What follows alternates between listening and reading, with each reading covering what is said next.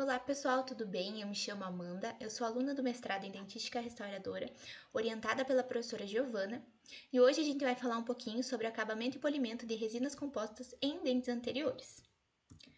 Como vocês já viram na aula anterior, o acabamento e o polimento eles são o passo final da restauração. São passos super importantes que vão melhorar tanto a estética, principalmente nos dentes anteriores, quanto a longevidade da nossa restauração. A partir disso, são muitos os benefícios associados a essa etapa de acabamento e polimento. Eles vão aumentar a durabilidade da nossa restauração, reduzir a descoloração, facilitar a manutenção da higiene do paciente para reduzir o acúmulo de biofilme, diminuir o desgaste dos dentes antagonistas e vizinhos, aumentar a resistência das nossas restaurações, eliminar pontos de concentrações e tensões e aumentar a estética da restauração, que agora em dentes anteriores é um ponto muito importante, porque o paciente quer sair com uma restauração natural do nosso consultório. Assim, então, a gente vai relembrar um pouquinho a diferença entre os passos de acabamento e polimento, sendo que eles são passos diferentes, mas sempre complementares. Então, o acabamento ele vai devolver as anatomias primária, secundária e terciária do dente, trazer a escultura da nossa restauração, removendo os excessos grosseiros e possíveis defeitos de superfície, como algum degrau, alguma ranhura excessiva que possa ter ficado. Já o polimento ele vai fazer a diminuição dessas ranhuras ocasionadas pela fase de acabamento para trazer a lisura e o brilho da superfície semelhante ao nosso esmalte dental. O acabamento ele deve ser realizado imediatamente após a restauração, porque é ele que vai fazer os ajustes de anatomia, os ajustes de oclusão e a remoção dos principais excessos, tanto em oclusal como interproximal ou todas as faces do elemento dental, para que traga um maior conforto para o nosso paciente quando ele for para casa. Já o polimento, ele pode ser realizado também imediatamente, mas o mais indicado é que ele seja realizado uma semana após a nossa restauração, porque vai possibilitar a expansão higroscópica do nosso material, dificultando a formação de gaps e trazendo uma melhor adaptação daquela resina naquele dente, para que futuramente o dente não venha a ter uma infiltração que vai gerar uma cárie secundária.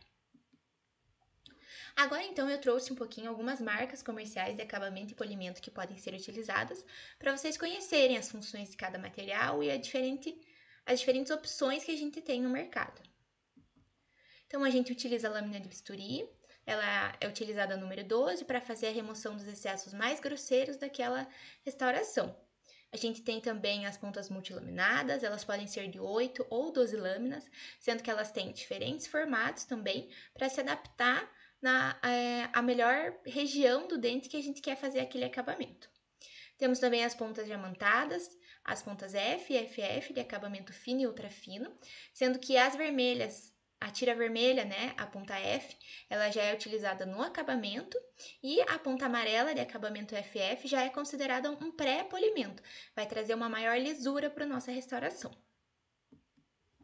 A gente tem também discos de lixa, que agora nos dentes anteriores vão ser bastante utilizados, que vão ajudar a definir a nossa anatomia, né, no nosso dente. Vocês podem perceber que elas têm diferentes cores, geralmente seguindo sempre uma sequência de maior até a menor granulação. A gente tem também as tiras de lixa interproximais, para quando nossa restauração envolver a face proximal, também de maiores ou menores granulações.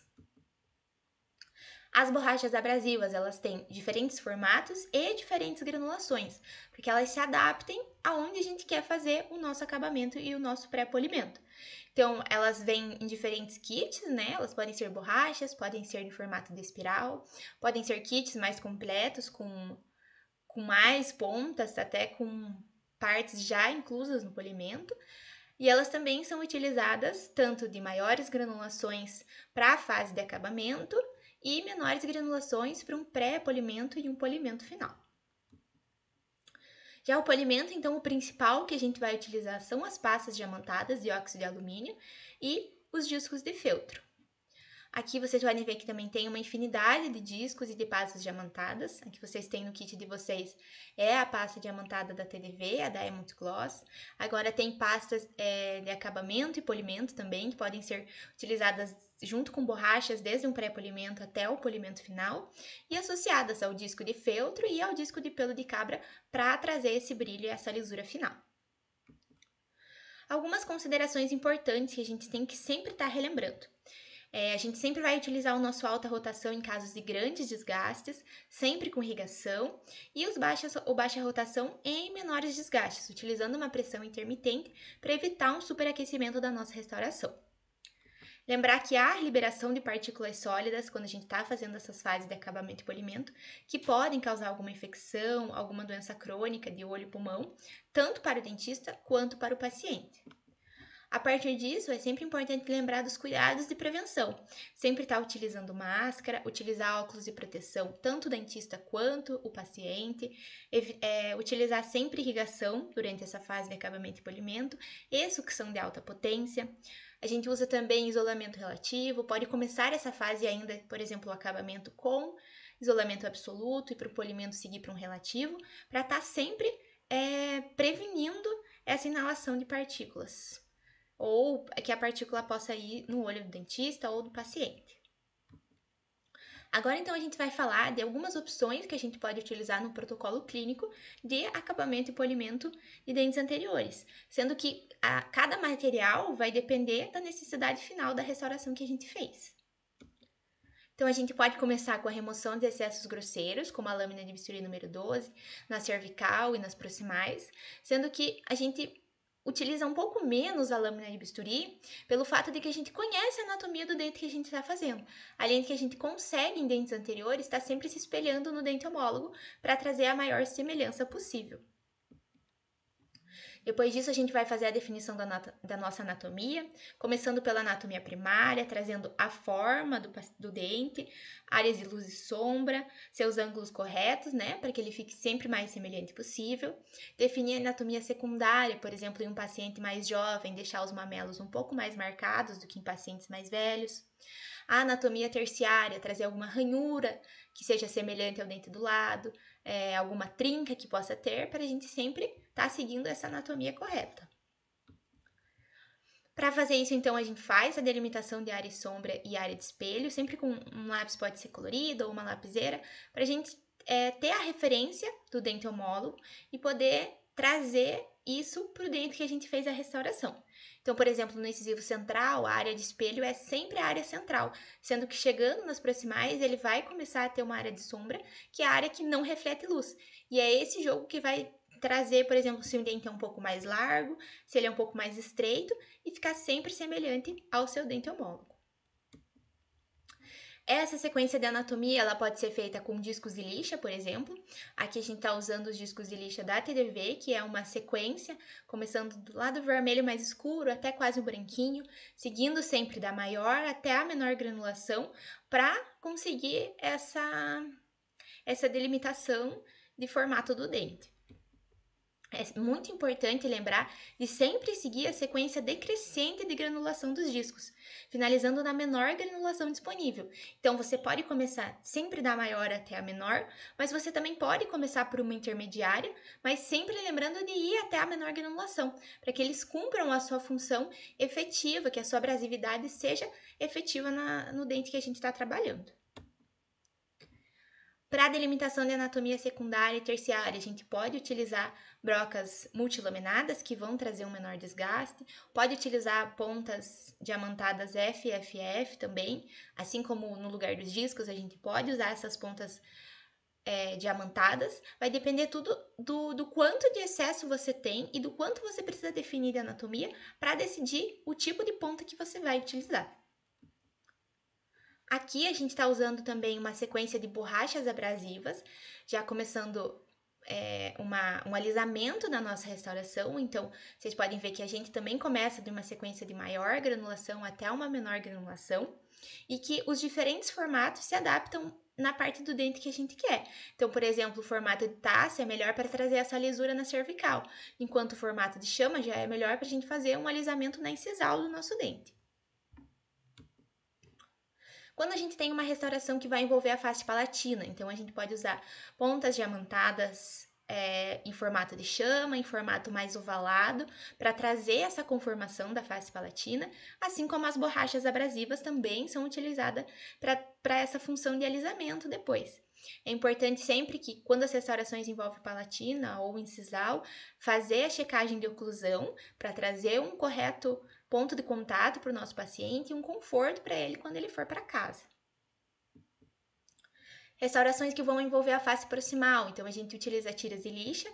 Lembrar que elas sempre são inseridas pelo centro neutro, porque a gente fez o ponto de contato e não quer que eles sejam removidos. Então a gente vai inserir pelo ponto neutro, sempre fazendo um formato de S no nosso dente, para manter o ponto de contato que a gente criou. As tiras de lixa, elas também têm maiores e menores granulações, então se a gente começa por uma intermediária, a gente tem que ir até a menor para trazer esse correto acabamento. Aqui já começando, por exemplo, um pré-polimento do nosso dente, o acabamento com espirais, ele vai trazer uma maior lisura.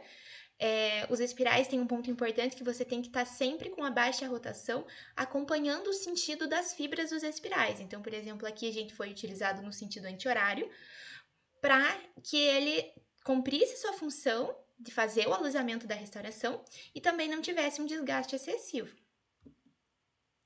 Por fim, a fase de polimento, utilizando discos de feltro e a pasta diamantada para trazer essa lisura semelhante ao esmalte.